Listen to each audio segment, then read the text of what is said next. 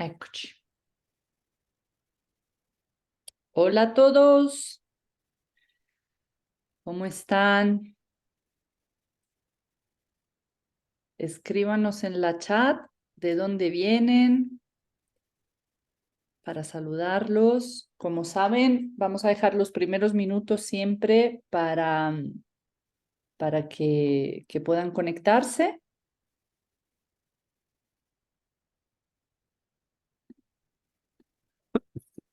Hoy están tímidos, hoy no veo que me escriben de dónde vienen.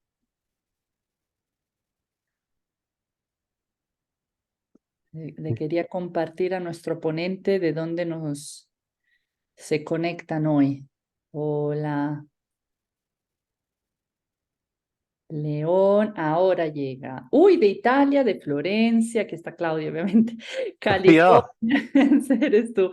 California, Guadalajara, México, Ciudad de México, Saltillo, León, Toluca, Veracruz, Monterrey, Sonora, Sinaloa, Buenos Aires, Puebla. Abbiamo non solo da Messico, Claudio, ma anche da Argentina, Brasile, super. Colombia, molto internazionale. Buenas tardes. Buenas tardes, buen día para algunos, para otros buenas tardes. Alcuni dicono che la chat è disabilitata. Creo que Però la vedo chat che... está... No, ya se habilitó, el chat ya está habilitado. Ya pueden escribir en la chat normal para saludar. Les recuerdo, como siempre, que tenemos dos chats. Una de preguntas y respuestas, que es ahí donde les pido por favor que hagan las preguntas a Claudio. Las pueden hacer durante la ponencia, así las voy viendo para después. Recuerden que tenemos 15 minutos de preguntas y respuestas también al final, pero así dividimos las chats. La chat donde ahora nos están saludando es la chat donde el team de Encuentro Creativo, hola desde Ecuador, pondrán todos los announcements. Les recuerdo que habrá al minuto 30 más o menos de la ponencia, les mandaremos el link para que se puedan registrar. Es importante que atiendan al menos el 50% de las ponencias para poder adherir a las becas que muy generosamente todas las universidades están dando. Será más o menos al minuto 30 que le pondremos en la chat genérica el link para registrarse. Ya saben la procedura. Y también les compartiremos el LinkedIn y el Instagram de Claudio, lo compartirá en las slides y después el team de Encuentro Creativo, como hace siempre, también lo pondrá aquí en la chat. Y yo también pondré mis contactos, ya me conocen. Bien. Esperamos otros minutitos, un minutito más para que se conecten. Buenos días. Hoy vamos a tener un webinar muy, muy interesante. Todos son interesantes, obviamente, pero yo adoro los webinars de Claudio. Pasamos.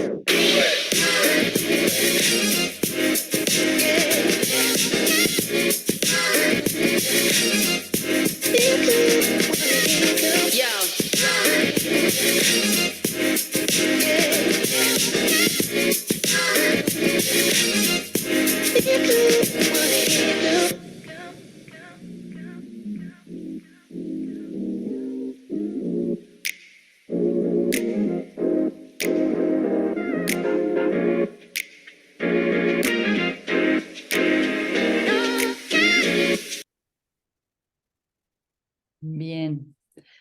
Okay, I'm going to shift to English because Yep. today's presentation is going to be in English, guys. I'm going to introduce my dear friend Claudio Marenco, and he will go more in detail about his background, but Claudio has a background of architect. He's been working in the fashion industry since many years, same as me. We're saying our age here.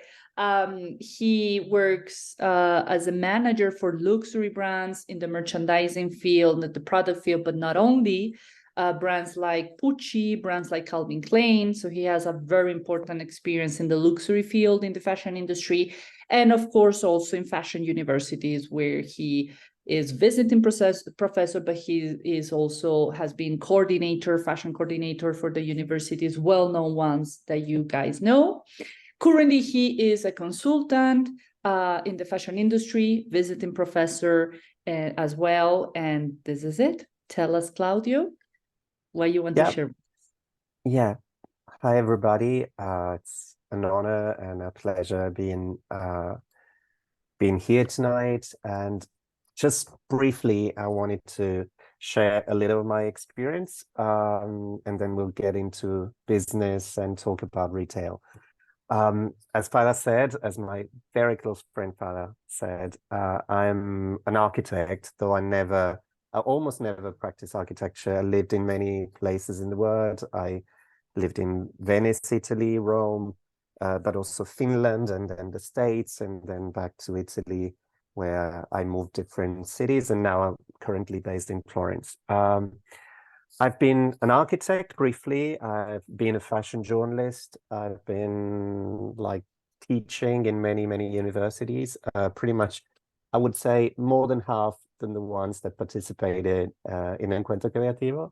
And as for now, I'm currently teaching in some universities, but also in some private universities, but also consulting companies, the likes of the Vuitton Group, for which I created a school related to the field of luxury accessories and so on. That's basically me in a nutshell. Why am I here talking about retail? Because I'm been involved in retail researches for many years, given my background in architecture. I wrote a few books about that and collaborated to exhibitions and books about fashion, for which I curated the part of fashion communication through retail. And if you go online you can find some things that I wrote in English, and maybe you might like to explore further. So how are we starting today? How are we starting tonight? I have plenty of slides, so I'll try to speak as fast as I can and try to give you as many information as I can. First of all, we need to put some bases. We need to understand that, as I always say, fashion is a vampire. And we'd start from there, because whenever there's something interesting in the word, whatever word it is, cinema, architecture, art, whatever, fashion sort of gets there and sucks every possible living information out of the cool businesses, the cool things that are happening, and elaborate them into ideas that possibly we then see in the word that we love so much, which is the fashion word. We're not only talking about fashion today, but we're talking about, let's say, trends in general that obviously somehow are made more visible in the fashion business. One is the push for progress. We talk about sustainability a lot. We talk about being good a lot, and presenting our set of values in a very broad sense. The second trend that we can detect is called tech acceptance. There's more than meets the eye. And by tech acceptance, I mean a broader acceptance of new technologies, new materials that are somehow also connected to sustainability, that possibly often are invisible. Some tools and things that might improve our life through digital means, through invisible innovation, that might help us progressing. And the third one is the trend that I like the most, and we're going to see how that is very relevant also in the retail broader sense field, which is the intentional communities. By intention, we'll see some examples. Then we will look for some evidences in fashion quickly, just to support what we're seeing, and then we'll go back to retail and understand how all this information, all this data converge into objects, things, spaces that surround us when we go shopping in the physical and digital world. The first one, as I said, is Push for Progress, which is about collective activism, regenerative change, inclusivity, equitable outcomes at a local and global scale.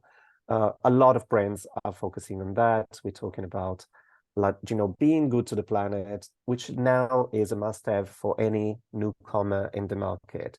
The old brands needed to adapt fast, but the new ones, they have no option but being, let's say, within this trend.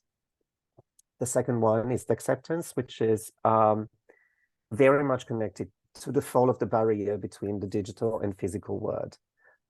We going to see how that happens in the retail business, but for sure we do see that technology is pervasive in our life. Think about iWatches that allow us to monitor our heart rate, but also make payments online and offline. New materials that are delivering performances, even though like this performance is invisible, like for instance, fabrics that are cleaning themselves, or they are bacteria resistant, or new materials that are coming from the natural world, but elaborated and interpreted in a technical, scientific way. We also see that fashion and other businesses are very much interested in the digital world, because now the digital world is undeniably part of our daily life. Think about how many minutes we spend online during the day while doing other things also. Intentional communities is the one that I like the most, because we were talking about me and Farah being friends. We do share much more than just a common walk of life in a way. We do share intentions. We want to work for good, for instance, and we want to be possibly good educator and innovative educators. But that happens on a very broader scale, like understanding, like in this picture, which is quite odd. You see the creative director of Fendi, the creative director of Versace, and Kim Kardashian, which is a very odd trio. But at the same time, they made collaborations, and they claimed that it was sharing much more than just a business opportunity, but common values, common vision on aesthetic, common vision on fashion in this case. So we do collaborate with our guests, with our clients, with our customers on a very broader, much more intense scale than in the past. This is a picture from an article that I read like a couple of years ago on the New York Times, in which they were talking about this creative collaboration, like this kind of a new sort of hippie community outside New York, where 3 generations of completely digital persons, so people that were not secluded and living in a bubble, but they were people that just wanted to live outside the city. They were sharing a common life and common vision towards life and technology. So they were digital, social, they were content creators, but also farmers, just sharing like a village together and willing to sort of change the reality around them. So it's not about just strictly religion. It's not strictly about how rich you are. It's not strictly about your sense of style. It's a much more deep level, a deeper level of community, and a chosen community. In retail, that happens in a way with the project, and I think it was epitomized in the Gucci Vault, the project by Alessandro Michele, in which he was saying, okay, Gucci is such a powerhouse, but I have friends, I have young designers that I want to promote, and I want them to give them a retail space where Gucci is not the leader, but it's just the one that has a little more means to communicate, and everybody else that is chosen to be part of the Gucci Vault project has something to say that we like. So we're part of the same family, a broad family, And that was a quite unique experiment online retailing, which is still up nowadays. So if you go to Gucci Vault, we do changes given the change of the creative director. It's still happening. On a very much more basic scale, you can think about like this example, which is in Italy, the mall, which is a department store, sort of a shopping mall in the outskirts of Florence, that is created by Kering, but hosts pretty much every other brand for, or even the Vuitton group. Why so? Because like people, they go there, and if they go luxury shopping, it's much easier to have all the brands in the market in the same place, even though they are your competitors. So you share the losses, but you share very much of the gains by staying together. So this one is a little more commercial based. The other one, it's a little more, let's say, sense based. But I think that there are some common traits that we can draw. Getting to fashion, I wanted to detect like 4 macro. I named them like this, but like, I mean, you can make your own math and find other examples. We all talk about quiet luxury, which to me, I call it super normal. Something that look normal and somehow basic, but in reality is embedded with high craftsmanship, incredible sense of contemporaneity. Think about Loro Piana, Zegna, but even the collection of Valentino when he started doing couture, a co-ed couture, menswear and womenswear, and these so much sought after Phoebe Philo returns that's going to happen on the 30th. So everyone in the fashion world is looking towards that. What is it going to be? Definitely not bling bling, but something that will look, again, normal with a plus, with something like something that you would feel like you could wear every day, but in reality is the top notch of every choice you could make. Science-based optimism, which is, connected to acceptance, materials that are made out of mushrooms and biomasses, oranges, mushrooms, and I mean, you name it, pineapple, but also 3D design. Diesel launched a material that is bacterial resistant, so a denim that it cleans up itself, basically. So it's like doesn't carry bacteria. But also technology that is made invisible. Think about the Ray-Ban glasses with the micro cameras on them, which is so different and so sort of invisible if compared to just a few years ago, the Google glasses. Then a rediscovery of the body, which is also interesting. Tactile experiences, touch, sight, sense, the body being rediscovered in not necessarily in a sexy way, but in a tactile and physical way. And that can be Jacques Mus, Roberto Cavalli, Savage by Rihanna, but even the change in the image of Billie Eilish in more recent times, in which a young girl decides to like just change drastically her image, but just play with the image and rediscover the body that she concealed for many years in her early career. And then something that is connected and opposite to the science-based optimism in a way, which is magic. Think about a pandemic brought a new sense of creativity also up to the market. Think about Schiaparelli or Loewe or Rick Cohen, so even the surrealist setting in Prada Uomo.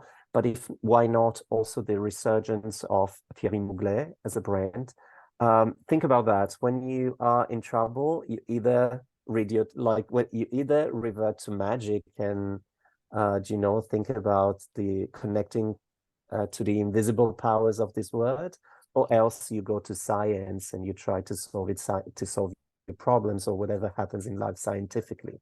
COVID has been like a huge magnifier of this double and sort of connected reaction to what happens in life. This to say that observation is key. We cannot think in compartments. Whenever we do analyze the market, whatever aspect of the market, observation is key. You cannot, it's not just clustered. Retail doesn't gets its sources only from retail, but like fashion gets its inspiration from everything that happens around us. One other question we have to discuss is who are we talking to? Who is the target? I'm not getting to the details of the generation X, Y, Z, but we need to stress something. For the first time in ever, retailers right now, they have an issue that has never been faced. Generations before from the baby boomers on, they had different approaches to life and different approaches to technology and different approaches even to retail or status symbols when purchasing things around cars versus experiences, for instance, for the millennials or the Gen X. Now the weird and unique situation we're facing is that within the same stores, be them digital or physical, we have at least 3 generations shopping for the same things in the same places. Just across where I work on a daily basis, there's a big store of Ferragamo, like the headquarters, the most important store in the Ferragamo retail system. And now you see moms, grandmas, and daughters shopping within the same space for the same brand. Maybe they might be shopping different items, but they are physically at the same time. And as you well know, and you might see it in your daily life, the younger generation gives a lot of hints and a lot of new tools to the older generation. I still remember with awe when I first opened my mom's Facebook account, and that obviously I had to stop her at some point. But you know, like the younger generation inspire and sort of instruct the older generation to new media, for instance. On top of that, the fundamentals of what the market is in constant change. The change is not only driven by the industry trends or products innovation, but also by purpose and function. The Apple Store in Milan is quite quite a good example.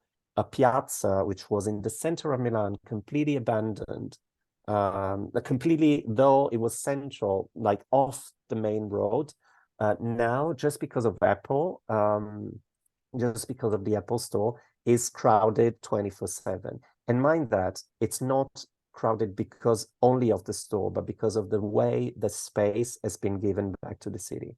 There's a sort of an amphitheater. Obviously, the store is all underground, it's hidden, but that became a new beacon, sort of a new symbol, a new gathering place, and the piazza came back alive just because of a retail space, which, by the way, it's invisible even. So Apple gave back, in a way, a city intentionally, on purpose, gave back to its community, the Apple lovers, which is very broad, as we know, a piazza in the center of Milan to its citizens. Tomorrow is being shaped by behaviors, needs, demands of future shoppers, and these future shoppers, as we said, they are changing and evolving. I still think of myself as a young person, which I'm not. And in 5 years, possibly, my generation will be enjoying the fruits of our decades of career. Since at least 2020, generation like the millennial generation cannot be considered the kids in store anymore, which has been for a long time. And now we have, more likely, the millennials will be shopping for their kids. We have to start acknowledging not only Gen Z, but also Gen Alpha. So super young kids, completely born in the digital age, they can master technology and physical world at the same time, with means and capacities that we were not able to have when we were the same age. Future is Phygital, as I said, and we can see 2 brilliant examples of sort of, in a way, testimonials of this future, Zendaya and Timothée Chalamet, that are representative not just of a young generation, but a young generation which is using wisely multiple platforms of communication, multiple media, that are not only beautiful and talented, but also have a voice, and they verbal about causes and problems and issues that represent their generation, and they became advocate of many causes. Retail today is already under-delivering towards millennials' expectations. Go figure, Generation Z. It's not enough. And basically, we need to acknowledge that Generation Z are the newbies. Collectively, they are going to be the retail's future because they are a lot. They're not the ones that can spend the most, hopefully, yet, but they are the biggest group of consumers, and that creates a critical mass that determines whatever we're designing and whatever we're offering them. And we cannot lack. Can I disturb you 1 minute? Because it's very interesting, this what you're saying. We were discussing with the webinar about sustainability and upcycle, and Sandra, that was explaining the trends specifically in this, she was saying that, and also the our brand manager from Luxottica, she was saying the same thing when she was speaking about the target client of this generation, that they are the most conscious one when it comes to sustainability or to the green economy. What do you think about that? What is your note about that in retail, especially? I think that they might not be totally, this idea might not be totally true, but it's something that they engage in. If only for a little while, if only because it's, let's say, what it's supposed to be done. But that causes a critical mass that we have to acknowledge and we have to respond to. Again, if it wasn't just for the size, we have to engage in a group of consumer that is this big. While millennials, if they were sort of disengaged, or if they didn't like you, they were just like bored and maybe just stop buying you, like boycott you in the sense of stop purchasing you. Now the centennials might be out and do protest. They might be vocal about their disappointment. They might be vocal about, they might burn the shoes if they don't like your brand. And that is something that obviously no brand can afford, no brand can sustain. One other factor, which is incredibly like a novelty, but we can see how that affects us, older generation, every day. Generation Z is described as shopping in constant state of partial attention. In reality, of being in a constant state of partial attention. I see it every day in university. I got students that are designing, but at the same time checking their posts, creating contents. I myself watch television, and maybe I have a phone in my hand and also check my Instagram. So creating spaces that either focus their attention or else capitalize on the fact that a lot of things are happening at the same time is another trend that we have to consider. Obviously, mind that whatever we're going to see in a few seconds might not work for every brand the same way. So you have to sort of, get among the different possibilities what it feels more consistent to your strategy, what it feels more consistent to your target base, and so on. Success at retail will be achieved by embracing this challenging idea. Like, things happen at the same time, on the real world and on the digital world, on the reality and on the metaverse. Brand roles are going to change in society. Brand role has started to change big time since many years now, on two levels, macro level and micro level. The first one is based on the fact that millennials and Generation Z believe in the importance of good citizenship. If you're a good brand, I would recommend you.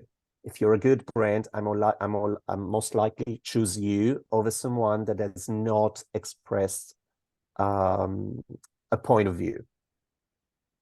If we share the same values, if we are part of the same community, I might stick to you. A few years ago, CVS in America, they created a campaign. They stopped selling cigarettes. CVS is a convenience store, a supermarket. They stopped selling cigarettes, saying, let's quit together. If it's not good for you, it doesn't matter if I lose money, it's not good for me anyway. It's going to change the way we conceive stores. Those are stores which are basically not stores, but QR codes. If you look at the picture in the bottom, it's basically a metro station, a train station where Korean commuters, they can scan the products, purchase online, and then have them delivered to their apartment after maybe 1 hour commute, just at their doorstep. Amazon lockers, for instance, being available in school, airports, and God knows where else. When I was in New York, in my block of apartments, there was a sort of an Amazon locker where you could have all your grocery delivered, and you know, the store itself was basically my screen, the screen of my computer, of my cell phone, and the physical, you know, manifestation of that was in a refrigerated locker in the basement of my building. This is another store in Germany that opened up a few years ago, which is a new type of supermarket where, again, going towards good. Packaging is inexistent. You go there with your boxes, with your paper bags and stuff, and you buy everything unpacked. The supermarket is called Original Unverpackt. It's very designed, you know, it's very cool and very well designed, but it targets the customer that wants to, I don't know, reduce their footprints on the planet. For instance, the carbon print on the planet. But you know what, Claudio, this type of stores, I've seen them a lot in Mexico City. I think one is called Semilla, which is lovely. You have a lot of this in some of the quarters of Mexico City, and it's always full. I mean, a lot of people do the shopping, the food shopping in this type of stores. So it's very, very nice. And if you nice. allow me, like in projects like this, it's not only how good they are, but it's also how beautiful they are. Yeah.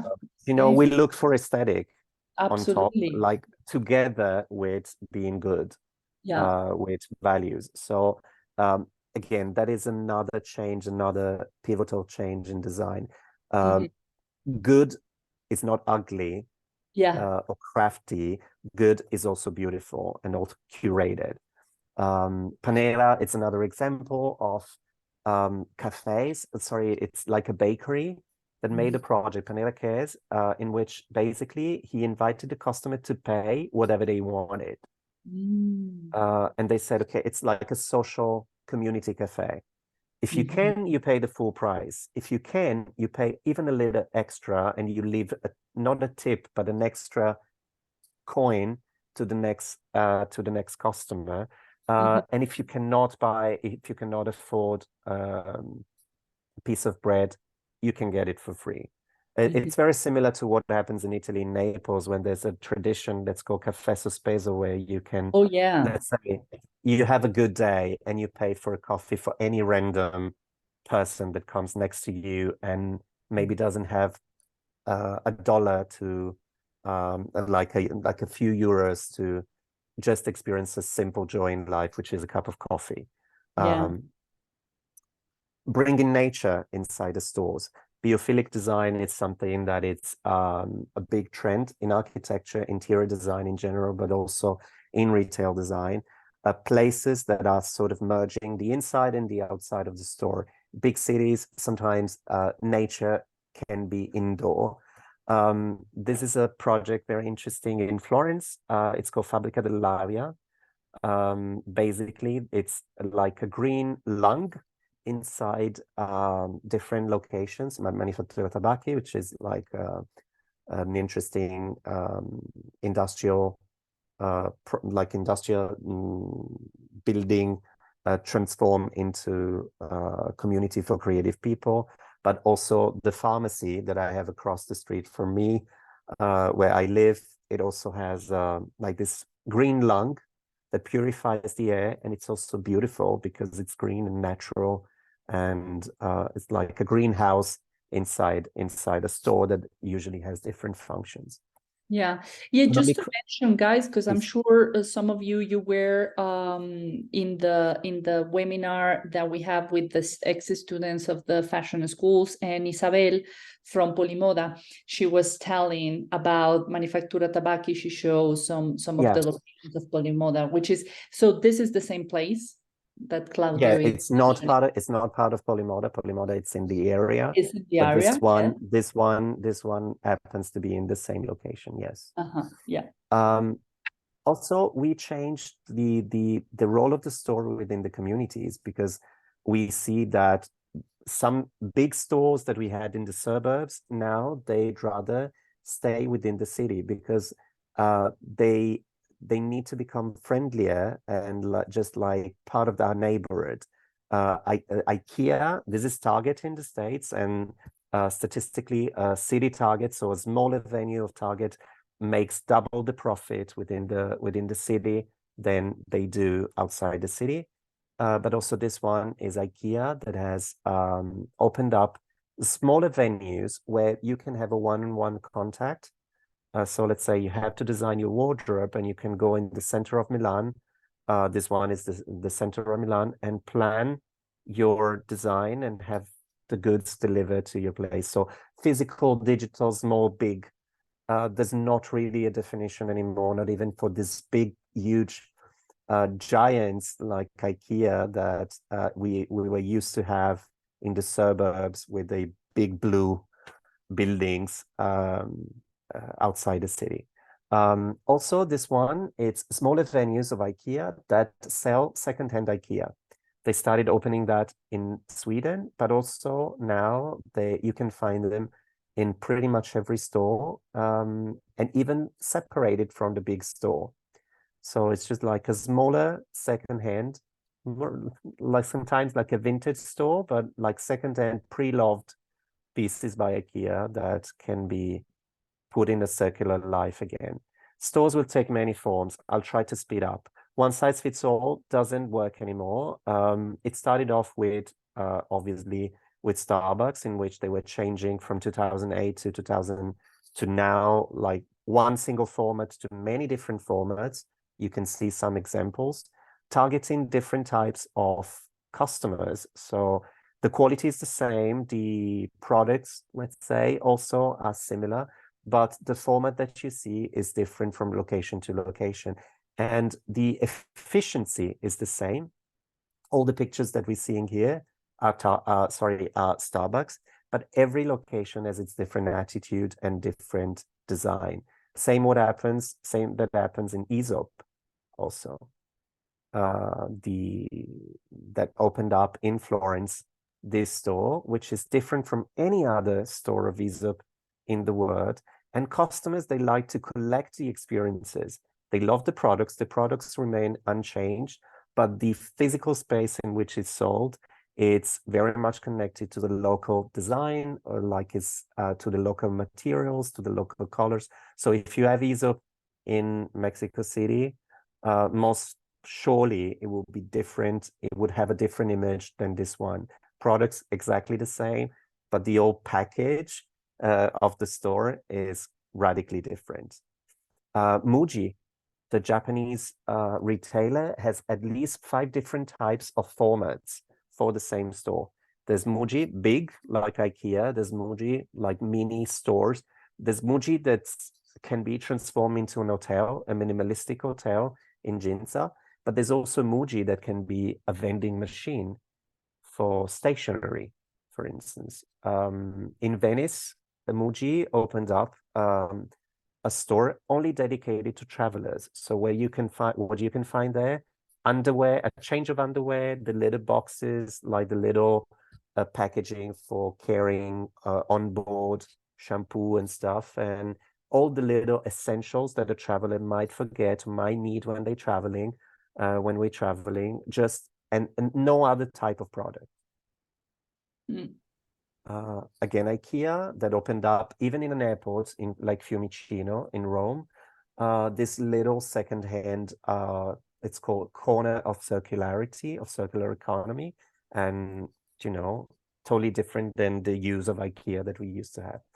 one other thing that I would like to invite you thinking is big data versus small data.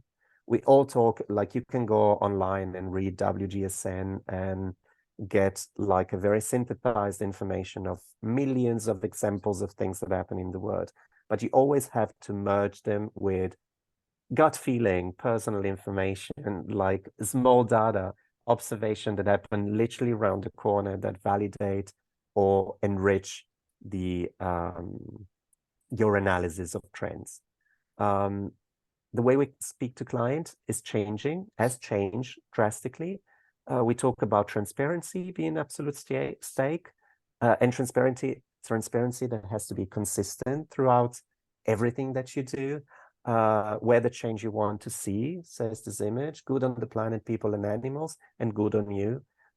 This is Veja, and it better be real. So Yeah. every brand is under scrutiny for whatever they do. Not only through the blockchain, so like monitoring the story of your products, but also like through communication, through everything. And because brands are more cautious, and if you have nothing to say, like my grandma used to say, you better say nothing. Exactly. You know, if you have nothing good to say. Generation Z, sorry, I did forget to put it in English. Generation Z and millennials create contents. They're not just spectators. So what does it make a retail experience, a good retail, a fantastic retail experience? Community, connection, and entertainment. Because we want to experience things, like if we go to places or we go and experience things, if someone had a positive experience and recommend it for us. We do not believe advertising anymore. We do not believe big billboards. We appreciate creativity, but we want the brand to be there for us in a connected way. This is a Selunga, which is one famous chain of supermarkets that has a classic supermarket, but so many ways of personalizing the experience through cell phones, through websites, and every possible mean to communicate to the old, the young customer at the same time. Another thing that happens is, Can I ask a please, question to the participants? How many of yeah, you are, besides consumer, content creators? Just while Claudio keeps on with the presentation, just drop something in the chat. yeah. I am. We have many. We have. Ooh. I'm old, but sometimes I do create some content. Yeah. As content creators, you know that you have to stop worrying about the message being owned by others. Whenever your message is out there, it can become a meme, it can become viral, or can disappear in the web. But you know, that's the game. It can be transformed, it can become something else, disregarding what you wish. Communication is the key with the consumer. Think about what Bottega Veneta did just during COVID and immediately after. They took themselves off the communication, and then they threw a party in Berlin during COVID, and customers started leaving the brand, not because they didn't love the product.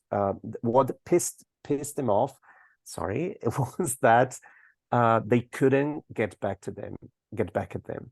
They had no means of communicating with their favorite brand. There was no chance to say, listen, I still love you, but you did a wrong thing. We see two different opposites. Younger generation, like, willing to go for a very precise presentation within the store, materials, tactile experiences, but everything well ordered. Keep it simple.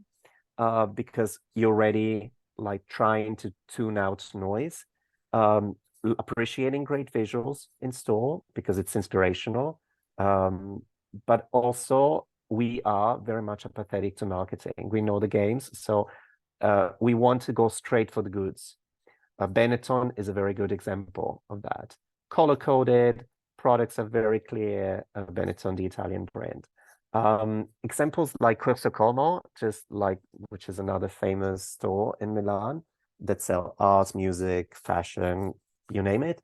Had to tune out a little the noise and the mess of this low shopping experience that they wanted to give. This is a supermarket which is in Spain, which is very neat. It looked like a Jill Sander type of supermarket in a way, very clean, though it's an actual supermarket. And if you don't want to go clean, go messy, but make it a creative chaos. In the top picture, you can see one store of Martin Margiela. The other one is the Paula stores of Loewe that are traveling stores, pop-up stores all around Europe that are crazy. They are fantastic words. They're not functional whatsoever. They just like you go there for the discovery. Tell the real story, avoid needless fluff. Real life pays better. It's a golden rule. Do not make it up. Because the entire concept of convenience and value is shifting. Convenience is now relevancy. The highest currency is relevancy. If we speak the same language, getting back to intentional communities, if we speak the same language, if we share the same value, if it's convenience for me is easy, rich, is being good, is design sense. I can take the extra mile, and digital allows me to do so. And if you're based in Japan, it doesn't matter because I can still get you if we do. We have a previous student, like a former student of ours, Kim from Korea, and I love his fashion, and it's the thing that I love the most in this moment. And I can still access him because to me, his fashion is relevant in the current world with this Bloody Blue.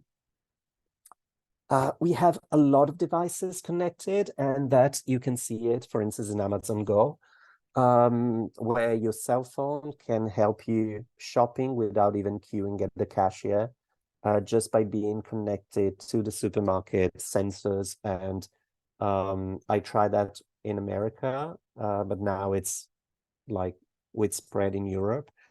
You feel like stealing because you do not go through the cashier. You get the things, you put them in your bag, and you leave the store, but everything is charged anyway. We don't care about who's delivering, no matter, like it can be a robot, biker, or drone.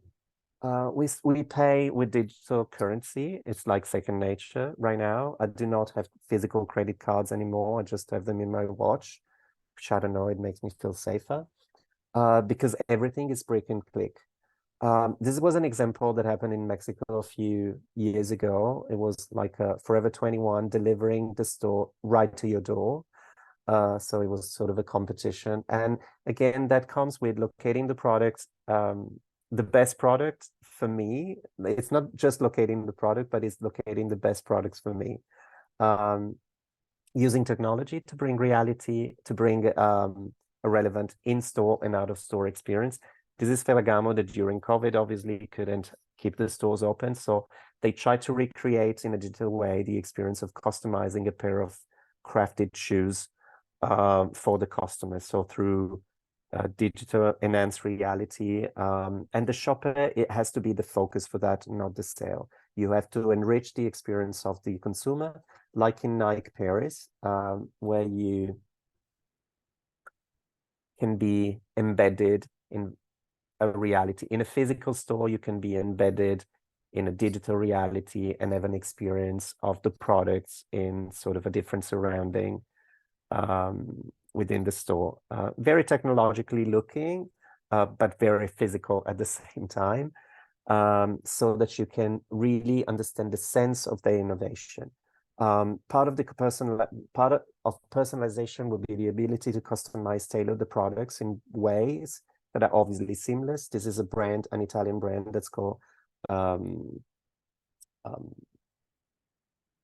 gosh, I forgot, sorry.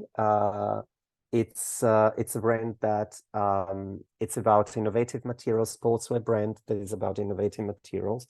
It will come. Stitch Fix that customizes the choices is basically a stylist online that through an algorithm sends you packages of clothes and items that can be helpful for your living and lifestyle. And if you don't like them, you just return them, and the algorithm will learn not to send them again and to improve its knowledge of you. Maserati, the car company from Italy, opened just a few months ago a store in Milan, which is conceived like a tailor workshop. You basically go there, you have just a few cars being available, and you just sit at a table with all the tools with all the swatches and the examples, and you basically feel like custom making the car in every detail. We're talking about luxury cars, but let's say it's something that it's totally different from a car dealer, even a luxury car dealer we used to. This one is 010, which is a retailer in America that designs clothes for the digital world. So the old store, though being physical, allows you to sort of experience like the immersive reality of getting like the digital clothes for your avatars or for yourself in a physical world. This one is Candiani, the biggest producer of denim, one of the biggest company that produces denim in Europe, that opened up its first store in Milan that's called Canadian Custom, where you can go, Candiani Custom, and you can go there and choose not only the shape, but the finishing, the wash, the lasers, the laser etching onto the denim, obviously with the utmost goal of sustainability. I'm there, I'm almost done. Seamless will be an absolute must, because only in stores that deliver unique experiences will see an increased footfall. Samaritaine or Fondaco dei Tedeschi in Venice are places which are basically department stores owned by luxury conglomerates, but they also cultural centers, if you allow me. They need to be animated by events and things and happenings. It's not, you don't go there just for the products, you go there for the environment, but also for how the environment is made alive. Easy as that. Italy, which is a chain of Italian, let's call them simplifying, supermarkets that open up in every location, to say the least, a cooking school. But you can see Ferrari store with a Formula 1 car, Bottega Veneta inside the store that becomes a piece of design, a piece of art. Bottega Veneta, which is basically an art gallery full of modern art, or Dolce & Gabbana that opens up in Venice in an old building that looks more of a museum than a store, and the store coexists with the beauty of a 18th century old bank, basically. Or Bottega Veneta that decides to disappear and to design an invisible store where all you can see is yourself. The cooking school in Italy, Nike Paris, which is the store that we saw before, where you can go and try the experience of customization, and selling is not an issue here. You go there, you see the products, and then you can scan the codes and maybe buy them later online. I have to go faster because I'm running out of time. Sorry, Farah. Don't worry. We still have like 5 minutes. So let me close. I mean, we know about the digital world. This is a very good example, though it's not in Italy, it's in Shanghai. But it shows exactly, I think, in a synthesis, the potential of mixing physical and digital. It's basically, let me show you. Should start a video. This is Mac's newest interactive experience center in Shanghai. This is basically a store. New retail concept that is integrated with its WeChat mini program. Which is created based off a foundation of consumer research to understand how Gen Z likes to shop. So we're prepared for a bunch of digital screens. Here we have a customizable build your own palette station, which allows you to drag and drop your selected shades. Next, we have a virtual makeup mirror to test 18 different lipstick shades within 30 seconds. You can transfer your favorites to the mini program for later purchase. And even links to social. basically what happens is that you can buy the physical thing. The store itself is super small because everything happens in the warehouse, in the storage next door. You can customize the products, you can buy them, you can try them on virtual reality on your face, you can touch them, you can buy them physically there, but you can also save them for later, all in the same space. When we look to innovation towards retail, we need to look at Asia because, for instance, there the digital world is much more embedded with everyday's life. We made a cultural trip to China together for conferences, and you remember how everything was digitalized and physical at the same time. You had beautiful stores, beautiful places, but everything was merging the two realities, and that's what's going to happen for sure. I might even share this presentation if you want for later, but you know, places that you can Instagram, places where the physical becomes digital through the diffusion of the image there. Pop-up stores, which is a very, very interesting topic to me. Jacquemus in Paris or Milan, becoming a sensation with a little investment. By the way, you know, it reminds me, Claudio, to the historical store of Paul Smith in Los Angeles with the pink wall. That exactly. Everyone that was going to LA was taking a picture in the pink wall.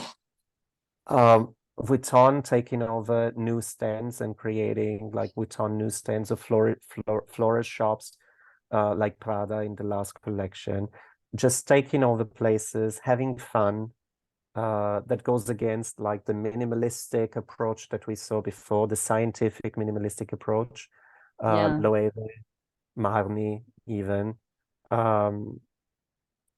To create places that can be yours and yours only. That's the key, though. What is Gucci? Is this or this? But when I see this, it can only be Armani, for instance.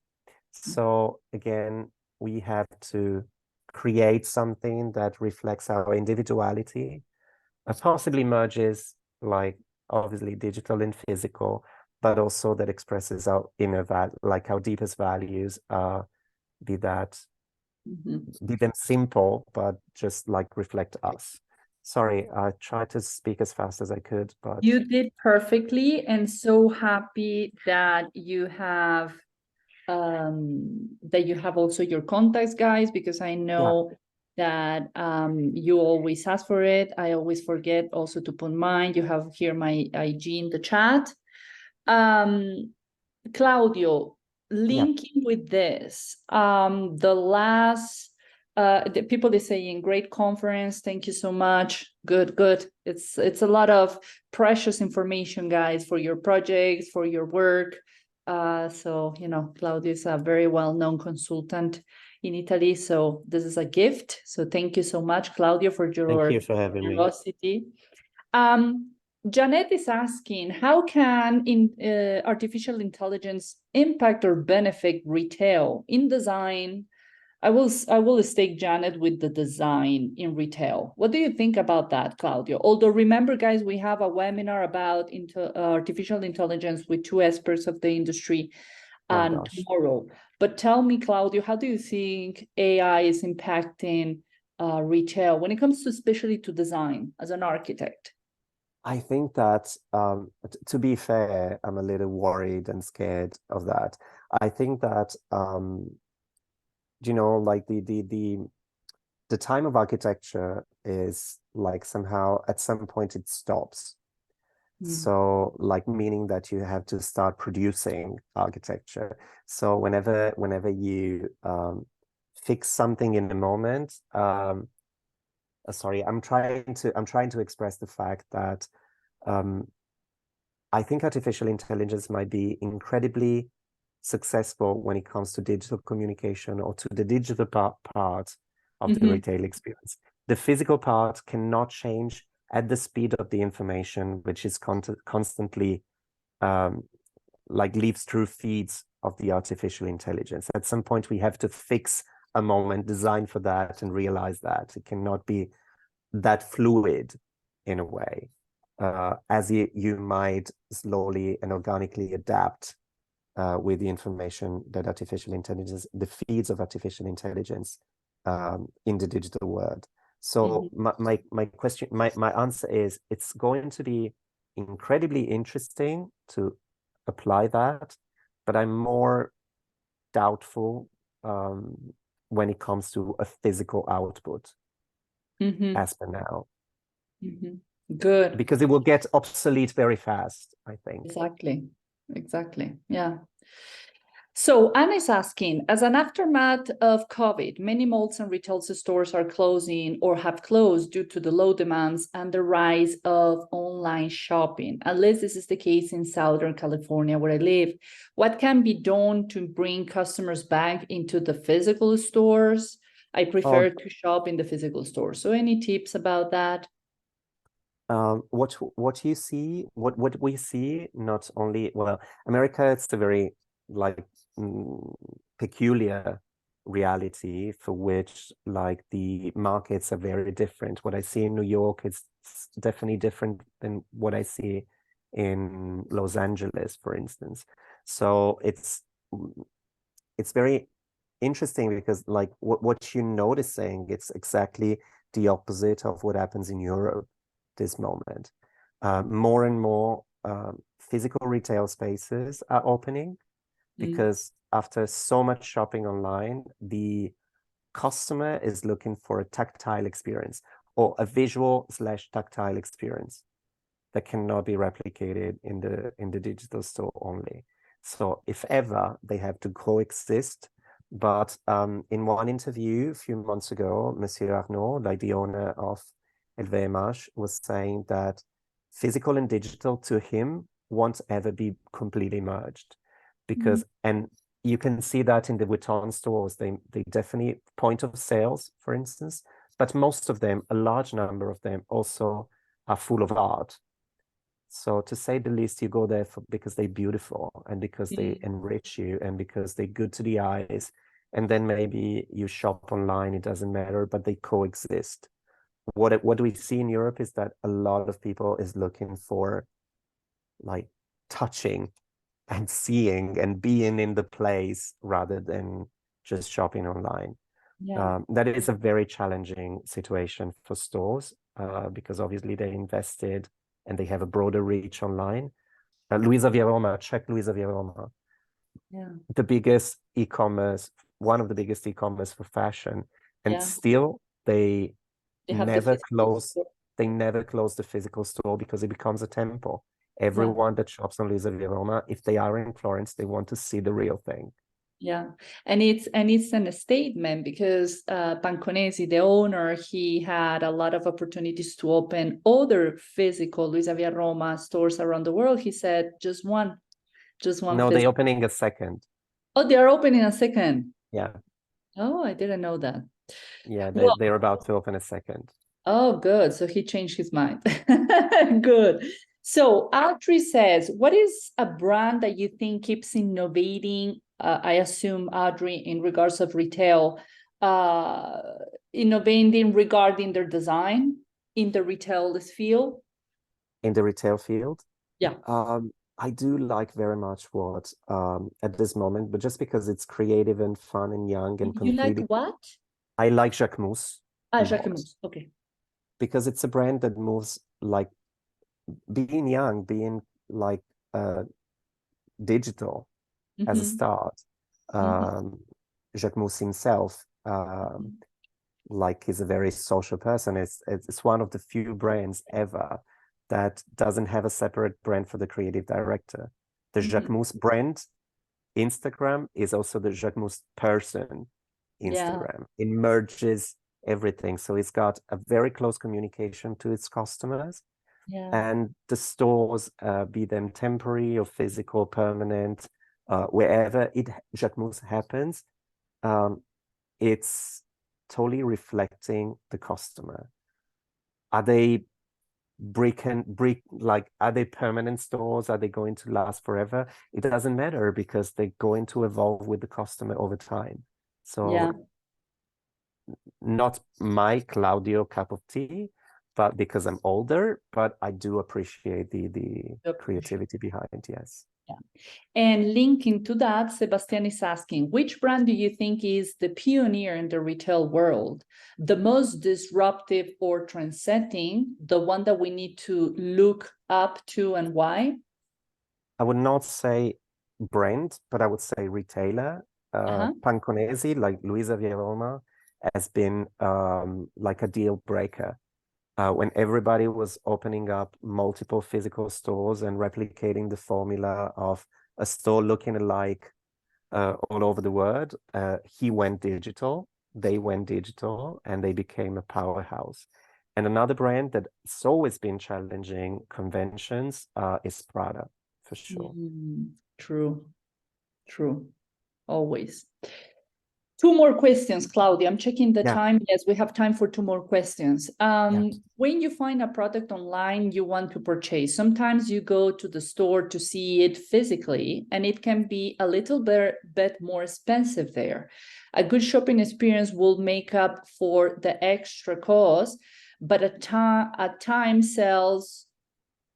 Okay, I understand that. I think that what Luis is asking is about the difference between, does the experience, how you say, does the experience motivize, or I don't know, motives, I don't know how to say that word in English. Motivate the extra price physical store versus online store?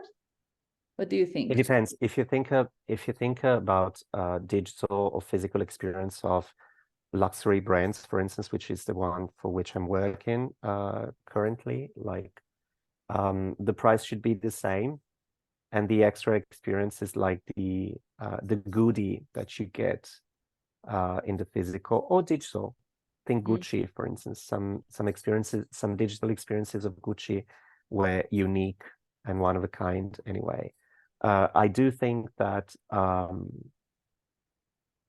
they should be the same. And if you go for an extra price, and also this is very disruptive for the brand's management. The budget is not the budget of the store anymore, but it's the global budget of the sales. So you might have a beautiful physical store that generates a lot of digital interactions and digital purchases. I do travel. When I travel, I sometimes get to the stores, see the things with my eyes, and then buy them online. It's still money that's cash by the brand. And that is very disruptive. I had a training with people in Ferragamo, and they couldn't wrap their head around that in the beginning, because every store has a budget. And I would say, what if your customers come to Florence, go to the main boutique, and then they don't want to carry 8 pair of shoes, but they still buy them online and get them delivered? You know, is it bad or is it good? And they said, no, it's very good. So that's the point. Great. So the last question is about Arturo. I think Arturo has his own brand, and he said, do you think it's possible to create a physical presence with my brand just with pop-up events, or do you think I have to eventually, it's important for me to have my own physical store? Totally. Pop-ups are very interesting. It is a very good strategy. I wrote a book on them, because it's very, like, if you do them wisely, and if you do them following certain rules, they can be, let's say, sort of really cheap but incredibly rewarding. Managing a physical store, a permanent physical store, might be very limiting, and a good pop-up stores might generate also a lot of online presence if you do that wisely. Great. Well, Claudio, thank you so much for your wisdom, your experience. I mean, the presentation, I know your work, so I knew it was going to be super useful for all the participants. Guys, you have the contacts of Claudio. Thank you. You have the contacts of Claudio here. I assume they can allow themselves to ask you any further questions, contacting you. I remember... Slide on, as the young people say, slide in my DM. sliding in the DMs of Claudia, absolutely, or in LinkedIn, the ones that want to Or in be, LinkedIn. or an Yes, email. sure. You Sure. have both. Guys, remember you need to participate to the 50% of Encuentro Creativo, so you can, apply for the scholarships, which I totally recommend you. All the universities has been very, very, very generous in the scholarships, so please do that. I remind you also that Luxottica has also a competition where they also give a scholarship together with Polimoda. So please check that. You have all the information in the website. I want to thank, of course, all the sponsors of Encuentro Creativo, which are the universities, also the fashion brands that are in the Chamber of Commerce as partners. And of course, as I always said, the amazing team of Encuentro Creativo that is behind the scenes that makes the magic possible.